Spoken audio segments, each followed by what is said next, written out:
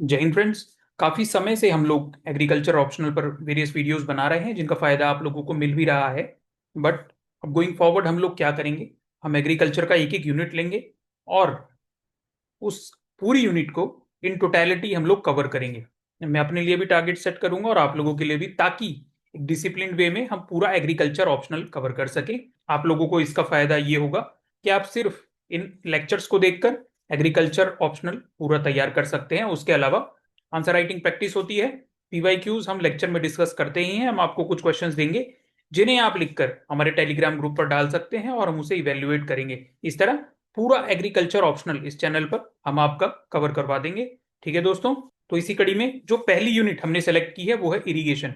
क्यों? क्योंकि क्योंकि दोस्तों ये आपके GS3, एग्रीकल्चर ऑप्शनल और प्रीलिम्स तीनों जगह ही पूछी जाती है। तो एक यूनिट आप कवर कर लेंगे, ये तीनों जगह आपको फायदा देगी। ऐसे में भी कई बार एग्रीकल्चर रिलेटेड क्वेश्चन आता है, वहां भी आपको ये हेल्प करेगी, क्योंकि प्रॉपर इरिगेशन अभी भी एक मेजर चैलेंज है दोस्तों। ठीक है दोस्तों, इस फर्स्ट लेक्चर में हम लोग irrigation systems, various irrigation projects in India, irrigation scheduling जो कि बहुत ही इंपॉर्टेंट टॉपिक है, बार बार एग्जाम में पूछा जाता है, quality of irrigation water, various government schemes, various government irrigation projects discuss करेंगे। तो चलिए शुरू करते हैं दोस्तों। हर बार की तरह सबसे पहले हम सिलेबस देख लेते हैं। ये आपके GS3 का सिलेबस है, ये एग्रीकल्चर ऑप्शनल का सिलेबस है। वीडियो पॉज करके आप इसे पढ़ सकते हैं। दोस्तों इस पार्ट 1 से पहले हमने एक लेक्चर बनाया था वाटरशेड मैनेजमेंट पे, जिसमें आप जाकर वाटरशेड के बेसिक्स, इंटीग्रेटेड वाटरशेड मैनेजमेंट क्या है, soil conservation on watershed basis, deterioration of watersheds, rain water harvesting और कुछ केस स्टडीज जो हमने कवर की थी, जैसे कि सुकुमांजरी विलेज पानी फाउंडेशन, है ना। बहुत ही इंपॉर्टेंट और इंटरेस्टिंग केस स्टडीज है, जो आप आंसर में अगर लिखेंगे तो आप एक्स्ट्रा मार्क्स स्कोर कर सकते हैं। दोस्तों ये बहुत ही इंपॉर्टेंट टॉपिक है। ये लेक्चर खत्म करने के बाद मैं सजेस्ट करूंगा आप इंटीग्रेटेड वाटरशेड मैनेजमेंट वाला लेक्चर भी जरूर देखें। ठीक है दोस्तों, आगे बढ़ते हैं। ये कुछ PYQs हैं जो इन टॉपिक्स में से पूछे गए हैं, जैसे कि ये कुछ PYQs हैं जो दिए गए टॉपिक्स में से एग्जाम में पूछे गए हैं, जैसे कि explain the term irrigation scheduling, elaborate the criteria IW by CPE ratio for irrigation scheduling, parameters for determination of quality of irrigation water. ऐसे ही कुछ GS3 में हमारे पास क्वेश्चंस हैं, जैसे कि suggest measures to improve water storage and irrigation system to make its judicious use under depleting scenario. ठीक है दोस्तों, ये क्वेश्चंस हम इस लेक्चर में कवर करेंगे। ठीक है दोस्तों, आगे बढ़ते हैं। ये कुछ इंपॉर्टेंट टॉपिक्स की लिस्ट है जो हम इस लेक्चर में देखने वाले हैं, जैसे कि इरिगेशन के basics basic definition of irrigation, type of irrigation system, irrigation scheduling क्या होता है, type and sources of irrigation in India with proper map हम आपको एक बनाकर दिखाएंगे, quality of irrigation water, irrigation projects in India and various government schemes, current affair से जो आप एग्जाम में लिख सकते हैं। सबसे पहले कोई मुझसे पूछ ले कि इरिगेशन होता क्या है, ये बेसिक डेफिनेशन है जो ट्रस्टेड सोर्सेज से ली गई है, इसे ये आप एग्जाम में मेंशन करें। क्या होता है irrigation? Irrigation is the artificial application of water to soil. ठीक है, artificial application, that is irrigation for successful crop production. Irrigation water is applied to supplement the water available for rainfall. ठीक है, तो irrigation water, तो irrigation का use क्या होता है? To supplement the water from rainfall, rainfall जो हो रही है वो जो पानी मिल रहा है उसको सप्लीमेंट करने के लिए, अगर पानी की कमी है तो इरिगेशन के थ्रू हम उसे सप्लीमेंट करते हैं। और जो ये अमाउंट होता है, ठीक है, should be such that it should not have deleterious adverse effect. ऐसा नहीं कि पूरे खेत को पानी में बहा दिया आपने, रूट से उसकी सांस नहीं ले पा रही है ना, तो कोई डेलिटेरियस इफेक्ट नहीं होना चाहिए। ठीक है, चलिए आगे बढ़ते हैं। बेसिक डेफिनेशन हमने देख ली। Systems and methods of irrigation, सही है। सिस्टम्स पूछे जाएं या मेथड्स पूछे जाएं, आंसर आपको यही लिखना है। ये एक छोटा सा डायग्राम है, सबसे पहले आप ये डायग्राम बना दीजिएगा। इसको और सिंप्लीफाई भी किया जा सकता है, बट ये जो ऊपर चीजें हैं ये आप बनाइए। या बेसिक से ऐसे एक पंप बना दीजिए, प्लांट्स में पानी जा रहा है, ठीक है, ऐसे बना दीजिए। बाकी और भी कई सारे डायग्राम्स हैं इस लेक्चर में हम देखेंगे, उनमें से आप कोई भी बना दीजिए। वाइल्ड फ्लडिंग मेथड हम देखेंगे, चेक बेसिन मेथड देखेंगे, उनमें से कोई भी एक डायग्राम आप, अगर इरिगेशन सिस्टम से आपसे पूछा जा रहा है तो बना दीजिए। ठीक है, तो इरिगेशन सिस्टम होता क्या है ये देखते हैं। ये डेफिनेशन है, the design and equipment and the technique of replenishing soil water deficit by applying irrigation water is refer to as irrigation system. सही है ना? तो सॉइल के वाटर डेफिसिट को अगर आप रिप्लेनिश कर रहे हैं बाय अप्लाइंग एडिशनल वाटर, उसे क्या बोला जाता है? Irrigation system. जो सिस्टम इस सब के लिए बनाया जाता है उसे इरिगेशन सिस्टम बनाए, उसे इरिगेशन सिस्टम बोला जाता है। उसके बाद कुछ कैरेक्टरिस्टिक्स हैं एक अच्छे इरिगेशन सिस्टम की, ठीक है? इरिगेशन सिस्टम्स मस्ट इंश्योर, क्या इंश्योर करना है भाई? Uniform distribution of water in the root zone, ठीक है? जो रूट जोन है ना, यहाँ यूनिफॉर्म होना चाहिए distribution. High efficiency of water application, जाहिर सी बात है। देयर शुड बी मिनिमम और नो वेस्टेज, ठीक है ना? वेस्टेज जितनी कम से कम हो उतना अच्छा भाई। Sprinkler and drip irrigation systems are considered as micro irrigation systems. और मॉडर्न इरिगेशन सिस्टम्स भी इन्हें कहते हैं, कुछ और भी होते हैं मॉडर्न इरिगेशन सिस्टम, वो हम आगे देखेंगे। सबसे पहले इरिगेशन सिस्टम्स को हम क्लासिफाई कर सकते हैं तीन कैटेगरीज में: सरफेस इरिगेशन सिस्टम्स, सब surface and micro irrigation system. Surface क्या होता है? डायरेक्टली सरफेस पर पानी आ रहा है ना। खेत में आपके क्रॉप उगी हुई है, मान लीजिए ये आपकी फील्ड है और यहाँ ये आपकी क्रॉप उगी हुई है, ठीक है? तो सरफेस इरिगेशन सिस्टम्स क्या करेंगे? यहां आपको पानी देंगे, ठीक है? वहीं सब सरफेस इरिगेशन सिस्टम्स क्या करेंगे? बिलो द सरफेस, है ना, सब सरफेस। माइक्रो इरिगेशन सिस्टम्स ये क्या करते हैं? सीधा यहां पर थोड़ा थोड़ा पानी आपको सप्लाई करते हैं, ठीक है? थोड़ा थोड़ा पानी directly in the root zone, तो वो माइक्रो इरिगेशन है। ठीक है, आगे बढ़ते हैं। अब सरफेस इरिगेशन सिस्टम्स भी आपके दो तरह के हो सकते हैं। क्या हो सकते हैं? कंप्लीट फ्लडिंग, दूसरा हो सकता है पार्शियल फ्लडिंग। कंप्लीट फ्लडिंग में क्या होता है? Complete flooding of the soil surface, पूरा सरफेस पानी से भर दिया जाता है। वहीं पार्शियल फ्लडिंग में क्या होता है? पूरा सरफेस नहीं, है ना, पूरा सरफेस नहीं, ऐसा एक पार्शियल रीजन को पानी से भरा जाएगा। फॉर एग्जाम्पल ये, ठीक है, फरो मेथड होता है। तो यहां पर पानी आ जाएगा और यही फिर यहां से आपका रूट्स को वेट कर देगा, ठीक है? यही नीचे परकुलेट होगा, रूट्स तक पहुंच जाएगा, तो पूरी फील्ड पर हमने पानी नहीं बहाया। ठीक है, आगे बढ़ते हैं। अगर सरफेस इरिगेशन सिस्टम से आपसे पूछा जाए तो एक बेसिक सा ऐसा डायग्राम भी बना सकते हैं ना।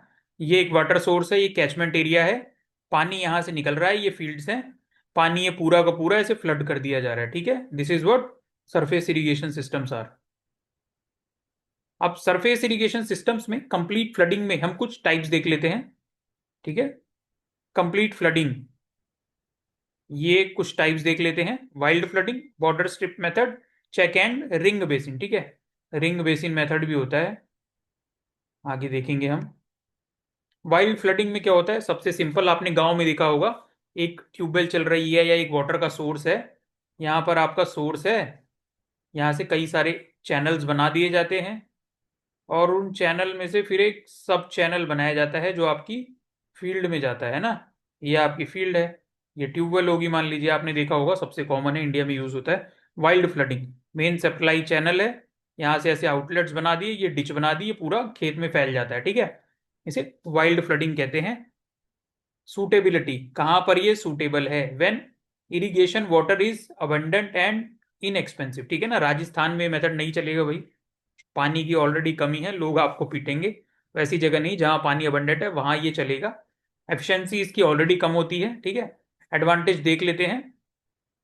लो इनिशियल कॉस्ट, सबसे कम कॉस्ट यहाँ पर लगता है, लैंड प्रिपरेशन में बहुत कम कॉस्ट लगता है, कोई स्किल आपको ज्यादा चाहिए नहीं होता। पर डिसएडवांटेज क्या है भाई? Extra labour cost in application of water, है ना। प्रॉपर जब आपको पानी खेत में किसी एक पर्टिकुलर पॉइंट पर लेकर जाना है, वहां आपको लेबर लगानी पड़ेगी। Greater loss of water through surface run of, क्योंकि बहुत सारा पानी आ रहा है फील्ड में, तो अगर स्लोप अच्छे से डिजाइन नहीं है, ग्राउंड आपका लेवल नहीं है, तो रन ऑफ आपको बहुत ज्यादा देखने को मिलेगा। एफिशिएंसी, जैसा कि मैंने पहले ही कहा, एफिशिएंसी बहुत कम है, only 20 to 30% compare to drip irrigation, जहां पर 90% तक एफिशिएंसी है दोस्तों। कहाँ 20, कहाँ 90, आप खुद देखिए। Loss of soil, soil erosion होता है यहाँ, क्योंकि पानी एक फ्लो मराता है बहुत तेज से, है ना, सॉइल इरोजन देखने को मिलता है। Loss of nutrients by leaching, क्योंकि बहुत सारा पानी भर जाता है, लीचिंग होती है, पानी के साथ न्यूट्रिएंट्स भी बह जाते हैं, ठीक है? तो ये इसके फायदे और नुकसान है। अगला मेथड देखते हैं, बॉर्डर स्ट्रिप मेथड। ये रिलेटिवली प्लान्ड मेथड है, फील्ड को ऐसे आप स्ट्रिप्स में बांट देते हैं, यहां पर ऐसे स्लोप रखा जाता है, ठीक है, अलोंग द लेंथ, बट यहाँ जो ब्रेड्थ है उसको लगभग लगभग लेवल रखा जाता है, ठीक है दोस्तों। ये आपका चैनल है, यहाँ से छोटा छोटा पानी ऐसे जाएगा। सबसे पहले इसके हम ऑब्जेक्टिव्स देख लेते हैं ना, क्या ऑब्जेक्टिव्स हैं बॉर्डर स्ट्रिप मेथड के। सबसे पहले इसके मेजर ऑब्जेक्टिव्स देख लेते हैं, जैसे कि uniform distribution of water, minimum soil erosion, सही है, वाइल्ड फ्लडिंग में इरोजन बहुत हो रहा था। हाई वाटर एप्लीकेशन एफिशिएंसी, यहाँ पर रिलेटिवली ज्यादा एफिशिएंसी है। लो ऑपरेशनल कॉस्ट है ना, एक बार जब पानी आना शुरू हो गया आपको बार बार वहां पर मेहनत नहीं करनी कि उसे सही जगह पहुंचाना, ऑलरेडी आपने चैनल्स यहाँ पर बनाए हुए हैं, पानी अकॉर्डिंगली चला जाएगा, ठीक है। सूटेबिलिटी क्या है, सभी irrigable soils, close growing crops particularly forage crops, with soils up to 3% slope for grains and slopes up to 8% for pastures. दोस्तों इस तरह की जब टर्म्स आप लिखेंगे इन्हें नोट कर लीजिए, तभी आप मार्क्स स्कोर करेंगे, ठीक है। एडवांटेज क्या है, हाई वाटर एप्लीकेशन एफिशिएंसी है, लो मेंटेनेंस कॉस्ट है, यहाँ पर एक बार आपने प्रिपेयर कर ली अगर फील्ड तो बढ़िया कंट्रोल है इरिगेशन वाटर पर, लेबर रिक्वायरमेंट भी कम है एक बार फील्ड प्रिपेयर हो जाए तो, minimum resistance to farm implement, सही है, कंपेयर टू जो अगले मेथड्स हम देखने वाले हैं जैसे चेक बेसिन या रिंग बेसिन, वहां पर फार्म इम्प्लीमेंट्स को मूव करने में थोड़ा परेशानी होती है, तो compare to that it is a better way, है ना। डिसएडवांटेज क्या है, एक्सटेंसिव लैंड ग्रेडिंग करनी पड़ेगी तो इनिशियल कॉस्ट हाई होता है, बाद का नहीं, initial cost is high, proper designing is necessary, relatively large flow है ना, कंपेयर टू वाइल्ड फ्लडिंग तो छोटे फ्लो से चल जाएगा, बट बाकी जो हम मेथड्स आगे देखेंगे उनसे थोड़ा बड़ा फ्लो ही चाहिए होता है। Shallow soils can not B economically graded, ठीक है ना, तो बहुत पतली सी तो लेयर ऑलरेडी होती है, उसको भी आप ग्रेडिंग करने चलेंगे तो फील्ड ही आपकी खत्म हो जाएगी, ठीक है। तो शैलो सॉइल्स पे border strip method will not work. इस तरह के आप पॉइंट्स लिखिए दोस्तों, जो ये टेक्निकल पॉइंट्स है ना, यही आपको ज्यादा पॉइंट्स ज्यादा मार्क्स देकर जाएंगे। Check basin and ring basin method, इसमें क्या होता है, जो सॉइल बहुत ज्यादा परमिएबल होती है ना, जहां पर वाटर अगर आप जहां पर वाटर अगर फ्लो करेगा तो बहुत तेजी से नीचे परकुलेट हो जाएगा, और रूट्स को टाइम ही नहीं मिलेगा कि उस वाटर को वो एब्जॉर्ब कर पाए, तो ऐसी सॉइल्स में ना विच आर वेरी परमिएबल हमें यूज करना होता है, सही है। हैवी सॉइल्स के लिए भी बहुत ज्यादा यूजफुल है, पर्टिकुलरली हमारे ऑर्कार्ड्स में और क्लोज ग्रोइंग क्रॉप्स में इसको यूज किया जाता है। इस मेथड में आगे देख लेते हैं हम होता क्या है ना। दोस्तों इस मेथड में हम करते क्या है, ये हमारा मेन चैनल है, ठीक है, एक ये सब चैनल हम बनाते हैं, इसे ये फील्ड चैनल आप कह सकते हैं, और फिर हम बेसिन्स बना लेते हैं ना, बेसिन्स। फॉर एग्जांपल ये आपका फील्ड चैनल है,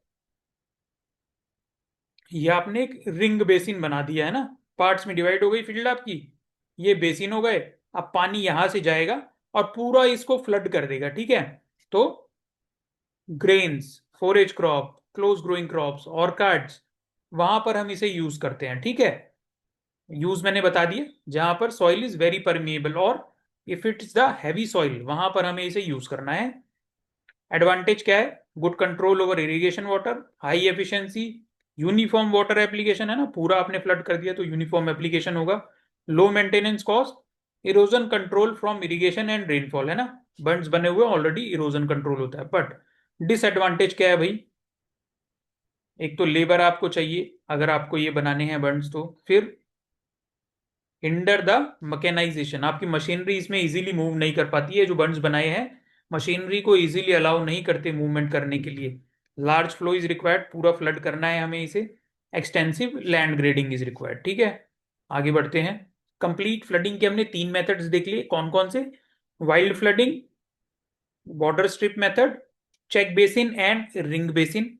आप चाहे तो चेक बेसिन और रिंग बेसिन को अलग अलग भी दिखा सकते हैं, आपको 4 मेथड्स मिल जाएंगे अगर एक्स्ट्रा पॉइंट स्कोर करने हैं तो।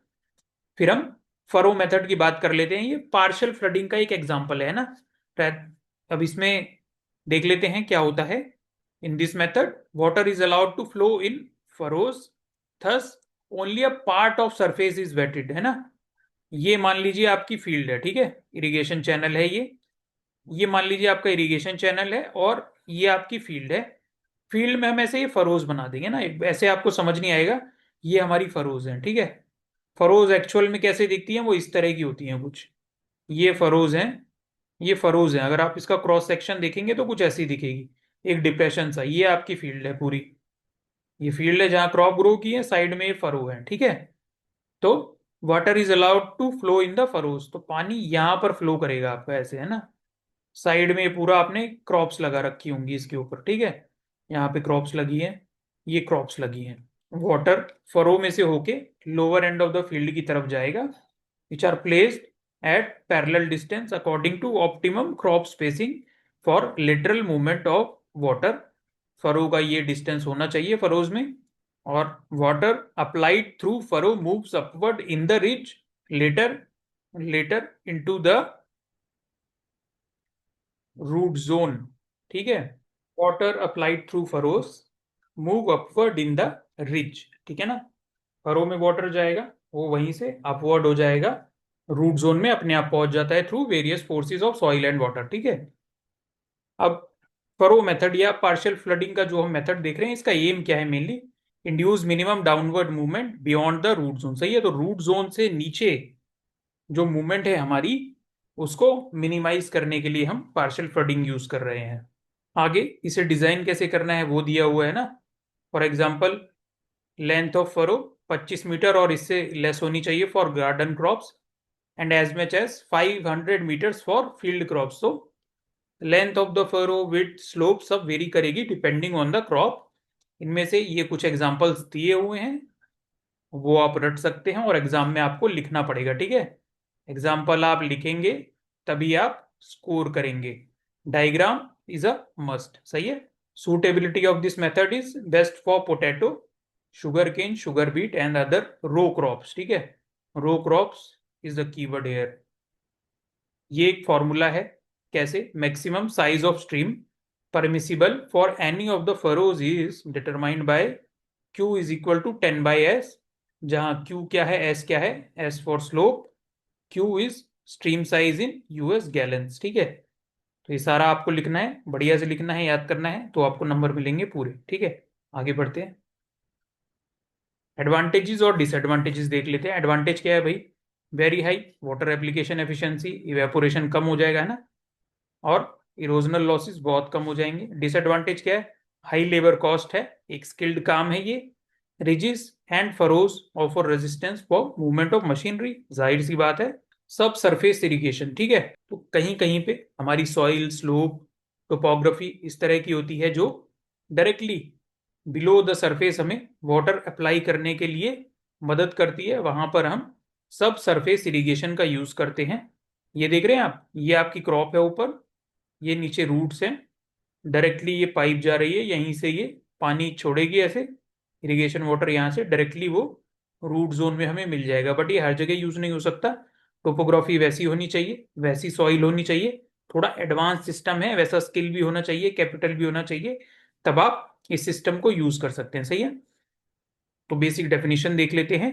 Application of water through perforated pipes to soil directly under the surface, ठीक है, उसे हम बोलते हैं subsurface irrigation. Used where natural soil and topographic conditions are favourable, मैंने बताया था। और ये कहाँ यूज होता है ना, impervious subsoil at depth of 2 metre और more, a very permeable subsoil, और अ परमिएबल लोम और sandy loam soil, surface soil. Limitations जो मैंने ऑलरेडी बताई भाई, हाई इनिशियल इन्वेस्टमेंट है, स्किल रिक्वायर्ड है, maintenance of pipes is also a problem, सही है ना। सॉल्ट होता है, सॉल्ट से वो पाइप्स के पोर्स क्लॉग हो जाते हैं, तो आपको उसे रिप्लेस करना पड़ेगा, ठीक है। It all requires a cost, so capital intensive चीज है ये। एग्जाम्पल देख लेते हैं सरफेस, ये एग्जाम्पल देख लेते हैं। ये सब सरफेस है, ठीक है। एग्जाम्पल ऑफ सब surface irrigation used in few places in Kerala for coconut gardens and in Kashmir for vegetables, ठीक है। ये बहुत इंपॉर्टेंट है, ये लिख कर आना है एग्जाम्पल, ठीक है। लोग यही मिस कर जाते हैं और फिर पूछते हैं कि भाई मेरे मार्क्स क्यों नहीं आए। तो दोस्तों इसलिए आपके मार्क्स नहीं आए क्योंकि आप या तो एग्जाम्पल छोड़ के आ जाते हैं, डायग्राम छोड़ कर आ जाते हैं। इरिगेशन शेड्यूलिंग, ठीक है, बहुत ही इंपॉर्टेंट, बहुत ही इंपॉर्टेंट टॉपिक है। ऐसा का ऐसा ही एग्जाम में पूछ लिया जाता है जनरली, इरिगेशन शेड्यूलिंग क्या है और किसी एक कैरेक्टरिस्टिक, किसी एक अप्रोच के बारे में आपसे पूछ लिया जाएगा और आपको ये पूरा लिखना है, पूरा डायग्राम्स बनाकर आने हैं, तब आप बहुत अच्छे मार्क्स इसमें स्कोर कर सकते हैं। ठीक है दोस्तों, चलिए देखते हैं क्या है डेफिनेशन। पहले हम देख लेते हैं, irrigation schedule is the expression in terms of frequency, rate, duration of how water is diverted और delivered to the farm unit. सही है, तो फ्रीक्वेंसी, कितनी फ्रीक्वेंसी में, कितने रेट से और कितनी ड्यूरेशन के लिए वाटर डाइवर्ट किया जाएगा एक फील्ड में, उसे हम क्या कहते हैं, irrigation schedule. Planned in such a way that adequate water can be delivered to the farm during pre crop water usage। सही है, जब क्रॉप की वाटर रिक्वायरमेंट पीक है उस वक्त हम उसे एडिक्वेट वाटर दे पाए, इस तरह से हमें अपनी स्केड्यूलिंग को प्लान करना है। और ये जो है, हमें एफिशिएंसी को इंक्रीज करना है, मिनिमम लॉस ऑफ वाटर हमारा होना चाहिए। ठीक है, साइंटिफिक इरिगेशन शेड्यूलिंग। ठीक है, इसको देख लेते हैं क्या डेफिनेशन है। Is done when irrigation takes place while soil water potential is still high enough so that soil can supply water sufficient to meet local atmospheric demands without placing the plant under stress। Plant को stress में डाले बिना local atmospheric demands को अगर हमारी soil पूरा कर पा रही है, उस वक्त जो हम इरिगेशन शेड्यूल करते हैं to meet the requirement of plant is called scientific irrigation scheduling. सही है, तीन अप्रोचेज है हमारी इरिगेशन शेड्यूलिंग की, plant characteristic approach, soil moisture approach and climatological approach. सही है, एक एक करके सारी अप्रोचेज हम देखेंगे दोस्तों। ये डायग्राम आप जरूर बनाएं। ठीक है, इरिगेशन शेड्यूलिंग पूछा जा रहा है तो डेफिनेशन लिखें और ये डायग्राम जरूर बनाएं, बहुत इंपॉर्टेंट है। प्लांट कैरेक्टरिस्टिक अप्रोच, इसमें क्या होता है, जैसे ही प्लांट हमारे वाटर स्ट्रेस एक्सपीरियंस करना स्टार्ट करते हैं, वो कुछ सिम्टम्स शो करने लगते हैं और उन सिम्टम्स के अकॉर्डिंग ही प्लांट कैरेक्टरिस्टिक अप्रोच में हम लोग वाटर इरिगेशन को शेड्यूल करते हैं। और वो कैरेक्टरिस्टिक्स किस तरह के होते हैं, जैसे कि विल्टिंग ऑफ प्लांट्स, ठीक है, डिसकलरेशन ऑफ लीव्स और अदर पार्ट्स। ठीक है, तो इस तरह के जब सिम्टम्स दिखने लग जाएं, इसका मतलब वाटर स्ट्रेस वाटर स्ट्रेस शुरू हो चुका है, अब हम इरिगेशन प्रोवाइड करें। ठीक है, तो यही आगे इसमें हम पढ़ते हैं। पहला है प्लांट कैरेक्टरिस्टिक अप्रोच में अपीयरेंस ऑफ प्लांट। ठीक है, यही चीज ये बोल रहा है, यहां पर लिखा है as soon as deficiency occurs, chlorosis, wilting of plants take place, shortening of internodes etcetera, ये सब होने लग जाता है और हमें इरिगेशन अकॉर्डिंगली स्केड्यूल करनी चाहिए। पूरा आप डिटेल में यहाँ पढ़ सकते हैं। जब ऑलरेडी वाटर स्ट्रेस हो गया, जब ऑलरेडी प्लांट में डैमेज किया जा चुका है, जब ऑलरेडी प्लांट को एक डैमेज पहुंच चुका है, तब आप उसे इरिगेशन दे रहे हैं, क्या फायदा भाई, डैमेज तो ऑलरेडी इनिशिएट हो चुका है ना। इससे बढ़िया आप पहले से कोई ऐसा क्राइटेरिया ढूंढते कि तब आप इरिगेशन दे देते कि ये डैमेज इनिशिएट ही ना होता, तो फसल और अच्छी होती। ठीक है, तो ये इसका एक मेजर डिसएडवांटेज है, यही यहाँ पर लिखा हुआ है।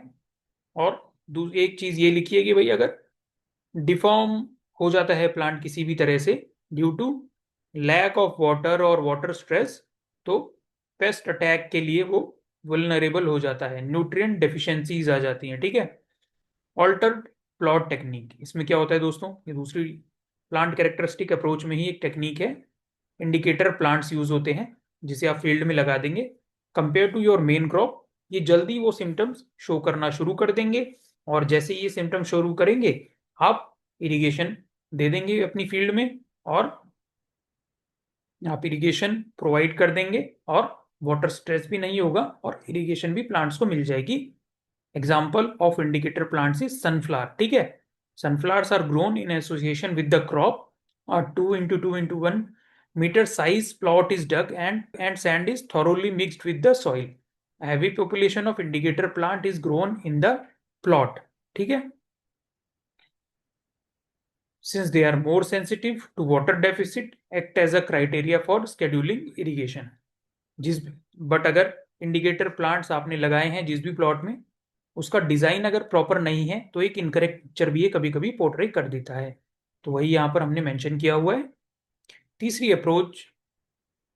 तीसरी टेक्निक प्लांट कैरेक्टरिस्टिक अप्रोच में है क्रिटिकल ग्रोथ स्टेज अप्रोच। ठीक है दोस्तों, प्लांट ग्रोथ लाइफ साइकिल में कुछ ऐसी स्टेजेस होती हैं where the plant is more vulnerable to water shortage. तो हमारा जो इरिगेशन स्केड्यूल है वो इस तरह से हम डिजाइन करते हैं कि इन क्रिटिकल स्टेजेस में हम इरिगेशन प्लांट को प्रोवाइड करें। वही यहाँ पर लिखा हुआ है, सही है ना। तो critical growth stages are those where plants are very sensitive to shortage of water or water stress. Such stages are well defined for various crop, है ना। फॉर एग्जाम्पल ये हमारा वीट है, तो वीट में वो कौन सी स्टेजेस है? Crown root initiation, tillering, jointing, milking, dough stage. This method is much suitable for pulses and oil seeds. Major drawback क्या है? It does not include climatic and soil parameters into consideration. ठीक है, तो हम दूसरी approach में देखेंगे दोस्तों जो इनको भी कंसिडर करती है। ठीक है, आगे बढ़ते हैं। Soil moisture approach. दोस्तों दोस्तों इस अप्रोच में हम अपने इरिगेशन स्केड्यूल को एडजस्ट करते हैं depending on the soil water deficit और availability of soil water at specified depth. और इसके अंदर वेरियस टेक्निक हैं जैसे कि सॉइल मॉइस्चर अवेलेबिलिटी। सही है, ये हमारी पहली टेक्निक है। सॉइल मॉइस्चर अवेलेबिलिटी टेक्निक में हम क्या करेंगे? हम स्पेसिफाइड रूट जोन और डेप्थ पर सॉइल मॉइस्चर कंटेंट फाइंड करेंगे by using various meter such as neutron moisture meter या ग्रेविमेट्रिक मेथड से हम फाइंड कर लेते हैं। And based on that moisture content हम इरिगेशन को स्केड्यूल करते हैं। वेरियस क्रॉप्स पर कौन सी डेप्थ पर कितना पानी होना चाहिए ये वेरी करता है। ठीक है, तो अकॉर्डिंगली ही हर क्रॉप के लिए हम एक क्राइटेरिया डिफाइन करते हैं और इरिगेशन को अकॉर्डिंगली एडजस्ट करते हैं। ठीक है, यही वो ये कह रहा है, the method is scientific, accurate and applicable to same crop under same soil conditions, but it can not be used for different soil type. है ना, कोई दूसरी तरह की सॉइल है जिसकी वाटर होल्डिंग कैपेसिटी डिफरेंट है, डिफरेंट क्रॉप है, तो उसके लिए आप सेम क्राइटेरिया शेड्यूल करने के लिए इरिगेशन यूज नहीं कर सकते।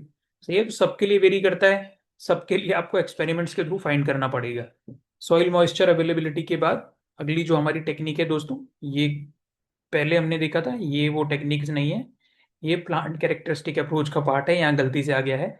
अगली जो टेक्निक है वो है सॉइल, आप चाहें तो नोट कर लें, सॉइल मॉइस्चर टेंशन। ठीक है, सॉइल मॉइस्चर टेंशन। ठीक है दोस्तों, जिसे आप नोट कर सकते हैं। सॉइल मॉइस्चर टेंशन अप्रोच में हम क्या करते हैं? We measure the tension with which water molecules are held by the soil particles at various depths. सही है, अलग अलग डेप्थ पे कितनी टेंशन के साथ वाटर को हेल्ड किया है वो हम सॉइल मॉइस्चर टेंशन अप्रोच में टेस्ट करते हैं। एक पर्टिकुलर टेंशन लेवल जैसे ही रीच करता है हम इरिगेशन प्रोवाइड कर देते हैं। तो जस्ट लाइक हमारा सॉइल मॉइस्चर अवेलेबिलिटी, ये वाला मेथड भी कैसे है कि हर क्रॉप के लिए, हर सॉइल के लिए एक डिफरेंट वैल्यू होगी। अच्छा, टेंशन को आप मेजर क्या करते हैं? उस डिवाइस का नाम क्या है? टेंशियोमीटर। ठीक है, प्रीलिम्स में एक बार एक क्वेश्चन पूछा गया था, याद कर लीजिए, टेंशियोमीटर, इसे मेंशन करके आना है एग्जाम में। ठीक है, आगे बढ़ते हैं। अगली जो हमारी टेक्निक है इरिगेशन स्केड्यूलिंग की वो है क्लाइमेटोलॉजिकल अप्रोच। ठीक है, तो इसमें हम क्लाइमेट पैरामीटर्स को भी कंसिडर करते हैं। दोस्तों प्रीवियस जो दो अप्रोचेस थी वहां पे हम क्लाइमेटिक पैरामीटर्स को कंसिडर नहीं कर रहे थे, तो वही उनका एक डिसएडवांटेज भी था। तो इसमें भी तीन टेक्निक्स है अपने पास। Use of इवेपोरीमेट्री। सही है, इवेपोरीमीटर्स होते हैं आपके पास, इवेपोरीमीटर्स होते हैं आपके पास। उसमें क्या होता है, पानी आप डाल देंगे, जितना उससे इवेपोरेट होगा उतना ही हम एज्यूम करते हैं कि दोनों में बहुत ज्यादा अंतर नहीं है, तो जितना वहां से पानी जा रहा है उतना ही हम मानेंगे क्रॉप फील्ड से भी चला गया है। एंड अकॉर्डिंगली एक पैरामीटर डिसाइडेड है, जैसे ही वो वैल्यू मिलेगी हम इरिगेशन प्रोवाइड कर देंगे। अगला आता है IWCPE मेथड, एग्जाम में पूछा भी गया था। It is the ratio of depth of irrigation water IW to cumulative pan evaporation for a crop. This ratio is fixed, है ना। जैसे कि 0.8 टू 0.9 ये वीट के लिए है, 0.6 फॉर पल्सेस के एंड ऑयल सीड्स के लिए है। तो the depth of irrigation water to be given is known, हमें पता है depth of irrigation water Therefore, CPE can be calculated. As soon as particularly CPE is reached, crop is irrigated. For example, wheat requires 50 millimeter depth of IW in a single irrigation and the ratio is 0.9. सही है. Therefore, CPE comes out to be 55.55 millimeter. As soon as this CPE is reached, irrigation is scheduled to wheat crop. सही है. तो ये method ज्यादा accurate है, soil climate सब parameters को कंसीडर कर रहा है. ठीक है, वेरी इंपॉर्टेंट मेथड दोस्तों. तीसरा हमारा मेथड है इंफ्रारेड फोटोग्राफी. ठीक है, इंफ्रारेड फोटोग्राफी हम सैटेलाइट्स के थ्रू करते हैं. उससे क्या होता है, सैटेलाइट्स के थ्रू, ड्रोन्स के थ्रू हम लोग करते हैं. जैसी हमें इमेजेस मिलती हैं सॉइल की, प्लांट्स की, उसके अंदर हमें पता चल जाता है, उसमें एक पर्टिकुलर कलर से हम लोगों को पता चल जाता है क्या वाटर डेफिसिट है, वाटर एक्सिस है, क्या वाटर लेवल है. ठीक है दोस्तों, वो हमें पता लग जाता है. इसके एडवांटेजेस डिसएडवांटेजेस मेंशन्ड है. एग्जाम में लिखने के लिए आप स्क्रीन पॉज करके इसे पढ़ सकते हैं.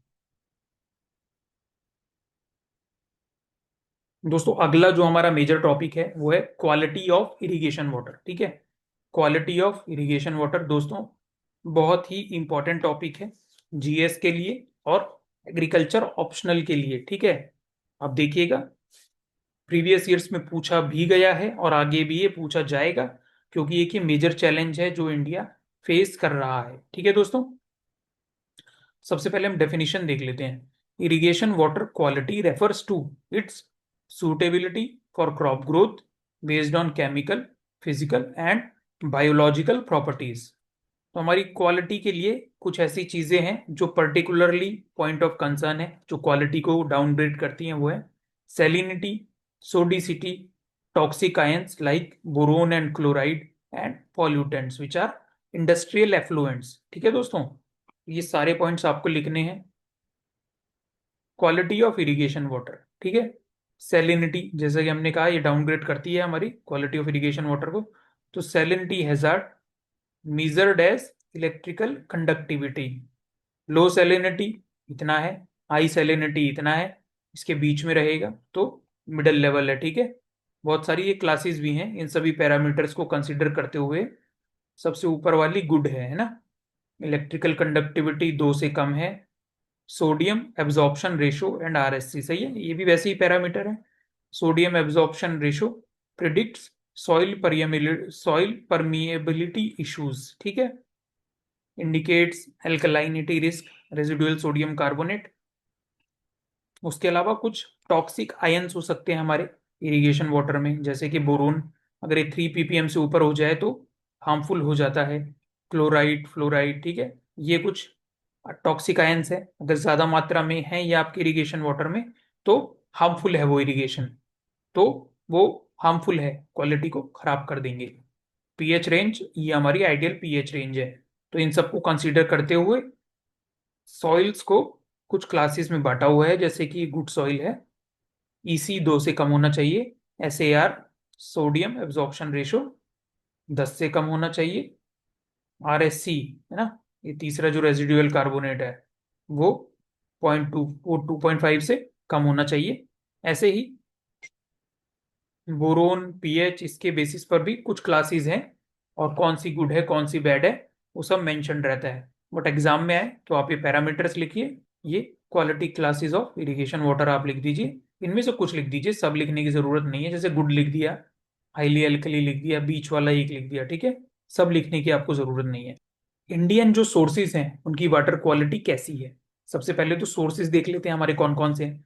सोर्सेज में इंडिया में जो मेजरली यूज होते हैं वो है कनाल्स, ट्यूबवेल्स सबसे ज्यादा यूज होने वाला source, and tanks south India में काफी ज्यादा यूज होता है. तो इन सोर्सेज की क्वालिटी ऑफ इरिगेशन वाटर कैसा है. कैनाल वाटर की बात करें, सैलिनिटी इसमें लो है but prone to industrial effluents, वो इसमें डाल देते हैं, जैसे कि पंजाब की कैनाल्स में हो रहा है, दिल्ली में आपने देखा होगा. ग्राउंड वाटर, इसकी क्वालिटी हाईली वेरिएबल है. राजस्थान में सैलिनिटी बहुत ज़्यादा है, कोस्टल एरियाज में सोडियम डोमिनेंस, एसएआर बहुत ज़्यादा है. ठीक है, तो अलग अलग जगह पर ग्राउंड वाटर की क्वालिटी अलग अलग है। Rain water best quality water, low salts but limited availability. ठीक है, आगे बढ़ते हैं। पुअर क्वालिटी इरिगेशन वाटर होगा तो क्या क्या समस्याएं होंगी। ठीक है, समस्याएं सॉइल डिग्रेडेशन है, जैसे कि सेलिनेशन हो चुका है हरियाणा पंजाब में, है ना, ये आपने बहुत सुना होगा। ओवर इरिगेशन की वजह से वहां सेलिनेशन हो गया है, सॉल्ट दिखता है, सॉइल परमिएबल ही नहीं है, वाटर ओवरफ्लो कर जाता है, रन ऑफ होता है। ठीक है, तो सॉइल डिग्रेडेशन होती है। क्रॉप इश्यूज, बहुत जगह हमें यील्ड रिडक्शन देखने को मिला है because of irrigation with low quality water और prolong use of low quality water, है ना। For example rice and wheat sensitive to NaCl यानी कि salt. Leaf burn from chloride toxicity, excess ion है क्लोराइड के तो लीव बर्न देखने को मिल रहे हैं। Ground water pollution, industrial effluents तो हैं ही, इंसान की जान को, प्लांट्स की लाइफ को, प्लांट्स की क्वालिटी ऑफ प्रोड्यूस को बहुत खतरा है।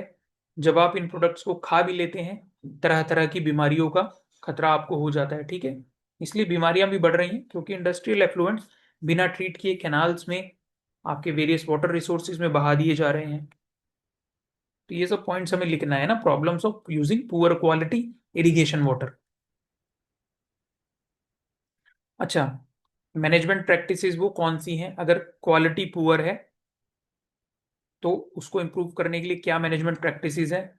जिप्सम, सबको पता है, सोडियम एब्जॉर्प्शन रेशियो को अगर हमें रिड्यूस करना है तो हमें जिप्सम डालना पड़ेगा। ये हम सबको ये भी पता है कि अगर बहुत सलाइन सॉइल होती है तो जिप्सम वहां डाला जाता है चीजों को बैलेंस करने के लिए। दूसरा तरीका क्या है, आप ड्रिप इरिगेशन यूज करें, स्प्रिंकलर्स यूज करें, ताकि एक्सेस वाटर वहां आए ना, एक्सेस सॉल्ट जमा ही ना हो। ठीक है, ऑप्टिमम अमाउंट में वाटर मिल सके क्रॉप को। टोलरेंट क्रॉप्स आप यूज करें, फॉर एग्जांपल कॉटन, बार्ले, ये सब टोलरेंट क्रॉप्स हैं, तो इनको आप यूज करें ताकि सिर्फ राइस व्हीट बार बार उगाए जा रहे हैं, इससे हमारा क्रॉप डाइवर्सिफिकेशन होगा, रिस्क डाइवर्सिफिकेशन होगा, बेटर इनकम आपको मिल सकेगी। ठीक है, ड्रेनेज सिस्टम, एक प्रॉपर ड्रेनेज सिस्टम हो, एक्सेस वाटर को जो रन ऑफ करवा दे फील्ड से। उसके बाद फिर जो आप तरीके कर सकते हैं, for example leaching with good quality water, कुछ हमारे देसी जुगाड़ और अदर मेजर्स हम इन्हें कहते हैं। देसी जुगाड़ में क्या आता है, ब्लेंडिंग पुअर क्वालिटी, सो देसी जुगाड़ में हमारे क्या आता है, ब्लेंडिंग और mixing poor quality water with fresh water. ठीक है, इनको आप मिक्स कर सकते हैं। रेन वाटर हार्वेस्टिंग आप कर सकते हैं, क्यों, dilute salinity in tanks and ponds. फिर गवर्नमेंट स्कीम्स भी हैं इरिगेशन वाटर क्वालिटी को इंप्रूव करने के लिए, वो क्या है, फॉर एग्जांपल प्रधानमंत्री कृषि सिंचाई योजना, पर ड्रॉप मोर क्रॉप एंड हर खेत को पानी, ये इसका एम है। और ये particularly drip and sprinkler systems को प्रमोट करती है। बहुत बड़ा मिशन है, बहुत सारी इनिशिएटिव्स हैं इस स्कीम के अंडर, बट इसको ये प्रमोट करती है, जो जो ऑटोमेटिकली हेल्प करेगा वाटर सेव करने में, क्वालिटी इंप्रूव करने में, एफिशिएंसी बढ़ाने में। ठीक है, क्वालिटी, तो ये केस स्टडी है। ठीक है, आपको सिंपली ये डायग्राम बनाना है, आपको पता भी नहीं चलेगा, एक नंबर आपको एक्स्ट्रा मिल जाएगा। Quality of irrigation water in Punjab, ये आपको दिख रहा है भैया, लो सैलिनिटी ये ग्रीन थी ऊपर, ये नीचे नीचे वाली उतनी ही पुअर होती जा रही है, हाई सैलिनिटी ये बढ़ती जा रही है, उतनी ही पुअर इरिगेशन क्वालिटी वाटर है यहाँ पर। ठीक है, सिर्फ डायग्राम आप बनाना इसलिए दिखाया गया है कि स्टडी ऐसे करके लिख सकते हो, एक्स्ट्रा नंबर मिलेंगे जहां भी लिख कर आओगे, एक नंबर। इरिगेशन गवर्नमेंट स्कीम्स हम कुछ देख लेते हैं इरिगेशन पर जो गवर्नमेंट चला रही है। सबसे ऊपर है प्रधानमंत्री कृषि सिंचाई योजना, पर ड्रॉप मोर क्रॉप, हर खेत को पानी, ये दो लाइनें आपको लिख कर ही आनी है। इरिगेशन पे, वाटर पे कोई भी क्वेश्चन आ जाए तो स्कीम के डिटेल में कुछ पॉइंट्स हैं, कुछ डेटा है, यहाँ पर है, आप देख सकते हैं।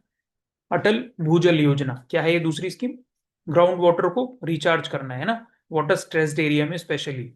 तीसरा है command area development and water management programme. ठीक है, इसमें हम लोग क्या करेंगे, 1600 crore for pressurised pipe irrigation and IoT based water management, so smart technology हम इंड्यूस कर रहे हैं, पाइप्ड वाटर इरिगेशन है यहाँ पर। ठीक है, ये तीन स्कीम है, तीन बहुत है, इतना ही आप याद कर लें, ज्यादा के चक्कर में ना पड़े। दोस्तों जैसा कि पहले भी हमने देखा, सोर्सेस ऑफ इरिगेशन है ना, तीन सोर्सेज है major: canal, wells and tanks. Wells में हम ट्यूबवेल्स भी डाल रहे हैं। ये इनका परसेंटेज शेयर है ना, कितना परसेंट ये लोग कंट्रीब्यूट करते हैं इरिगेशन में। अगर आप देखें तो ट्यूबवेल्स 46, कैनाल्स 24, बाकी भी दिए हुए हैं, tank 3%। Net irrigated area 65 million hectare है इंडिया का। पर वो एफर्ट हम तभी डालेंगे जब हमें लगेगा कि सही में लोगों को हमारे इन लेक्चर्स का फायदा हो रहा है। तो इस वीडियो के लिए मैंने एक टारगेट डिसाइड किया, वो है 100 लाइक्स एंड एटलीस्ट 10 शेयर्स। ठीक है, तो जब ये टारगेट रीच हो जाएगा तब हम अपने नोट्स इस टेलीग्राम चैनल पर शेयर कर देंगे। ठीक है दोस्तों, तो इस ग्रुप पे हम और भी बहुत सारी इंपॉर्टेंट चीजें डालते रहते हैं, आप इसे ज्वाइन कर सकते हैं। ठीक है दोस्तों, ये एक मैप है दोस्तों, कौन से एरिया में इंडिया में कौन सी इरिगेशन यूज हो रही है ना। जैसे ये कैनाल इरिगेशन है, ये आपको नॉर्दर्न पार्ट में बहुत ज्यादा दिखेगी। ट्यूबवेल्स है हमारे, ये जैसे आपको दिखेगा सबसे ज्यादा यूपी एमपी इस तरफ ट्यूबवेल्स यूज हो रहे हैं। टैंक्स की बात कर लें तो अगेन साउथ इंडिया में यूज हो रहे हैं। ठीक है दोस्तों, तो और भी डिटेल में ये सारा डेटा हमने नोट्स में एक्सप्लेन किया हुआ है, जिसे आप यहाँ से डाउनलोड कर सकते हैं। पर हम वो डालेंगे कब इस ग्रुप में, जब ये टारगेट हमारा रीच हो जाएगा 100 लाइक्स एंड 10 शेयर्स। पूरी यूनिट, पूरी इरिगेशन यूनिट के वो नोट्स हैं, सिर्फ उस नोट्स के भरोसे आप एग्जाम दे सकते हैं, उसके अलावा आपको कहीं से कुछ नहीं पढ़ना है। हमारे लेक्चर्स देखिए, वो नोट्स अपने पास रखिए, कोई एक्स्ट्रा मेहनत आपको नहीं करनी है। ऑल PYQs सब कुछ हमने उसमें कवर किया हुआ है। ठीक है दोस्तों, वो हम कब देंगे, जब ये टारगेट हमारा रीच हो जाएगा। ठीक है दोस्तों, आगे बढ़ते हैं। दोस्तों ये सिलेबस में दिया हुआ टॉपिक है, इसलिए हमें पढ़ना तो पड़ेगा ही। इरिगेशन प्रोजेक्ट, इरिगेशन प्रोजेक्ट सही है। सबसे पहले हम देख लेते हैं इरिगेशन प्रोजेक्ट्स को इंडिया में डिवाइड किस तरह से किया जाता है। दोस्तों ये कल्चरेबल कमांड एरिया की बेसिस पे डिवाइड की जाती है। कमांड एरिया क्या होता है, मोटा मोटा आप समझिए, जहां एक इरिगेशन प्रोजेक्ट पानी पहुंचा पा रहा है ना। जैसे कि ये एक वाटर की स्ट्रीम है, ये इसकी सब्सिडरीज हैं। ठीक है, ये मैं मान लेता हूँ सब्सिडरीज हैं इसकी, ये राइट में सब्सिडरी मान ली। तो ये मेरा एरिया है ना, यहाँ पूरे में पानी पहुंच रहा है इस पर्टिकुलर इरिगेशन प्रोजेक्ट से, तो इसको इसका कमांड एरिया बोल दिया जाता है। ठीक है, ये कमांड एरिया हो गया। तो major, mine, medium and minor, 2000 hectare या इससे कम अगर कमांड एरिया है तो माइनर, तो माइनर 2000 से 10,000 है तो मीडियम, 10,000 से ऊपर है तो मेजर। कुछ ये इरिगेशन प्रोजेक्ट्स हैं, जैसे कि भाखड़ा नांगल, ब्यास प्रोजेक्ट, इंदिरा गांधी कैनाल, बहुत ही इंपॉर्टेंट। ठीक है, on Harike river of Punjab, this was completed in 1965। Command area देखिए दोस्तों कितना बड़ा है, 5,28,000 हेक्टेयर। सही है। कोसी प्रोजेक्ट, जिसका कमांड एरिया आगे आपको दिया हुआ है। डिटेल्ड नोट्स जैसे कि मैंने पहले बताया, डिटेल्ड नोट्स जैसे कि मैंने पहले बताया है, वो इस टेलीग्राम ग्रुप से आप लोग डाउनलोड कर सकते हैं। अगर आपने ज्वाइन नहीं किया है तो डाउनलोड कर लीजिए, और भी बहुत यूजफुल इंफॉर्मेशन हमने इसमें शेयर की है। पर इस पूरी यूनिट के डिटेल्ड नोट्स हम तब शेयर करेंगे जब हमारा ये बहुत छोटा सा target 100 likes and at least 10 shares पूरा हो जाएगा। जब हमें लगेगा कि हाँ सही में हमारी वीडियोस, हमारा जो मैसेज है वो टारगेटेड ऑडियंस तक पहुंच रहा है और ये एक लार्जर कम्युनिटी को बेनिफिट कर रहा है। ठीक है दोस्तों, अपने नेक्स्ट पार्ट में हम देखेंगे micro irrigation, other modern forms of irrigation, water use efficiency, terms like herbigation, chemigation, fertigation, ये सब क्या होता है, बहुत ही इंपॉर्टेंट चीजें हैं, वो हम अपने नेक्स्ट लेक्चर में देखेंगे दोस्तों। मीनवाइल ये कुछ PYQs हैं जो हमने अभी इस करंट लेक्चर में कवर किए हैं, आप इन्हें आंसर कीजिए और हमारे इस टेलीग्राम ग्रुप पर आप अपना आंसर प्लीज शेयर कर सकते हैं। हम उसे इवेल्युएट करेंगे और आपको बताएंगे कहाँ आप लैग कर रहे हैं, ताकि वो पॉइंट्स आप अपने आंसर राइटिंग में लाएं और अच्छा मार्क्स और अच्छे मार्क्स स्कोर कर सकें। ठीक है दोस्तों, मिलते हैं नेक्स्ट लेक्चर में। Thank you and all the best.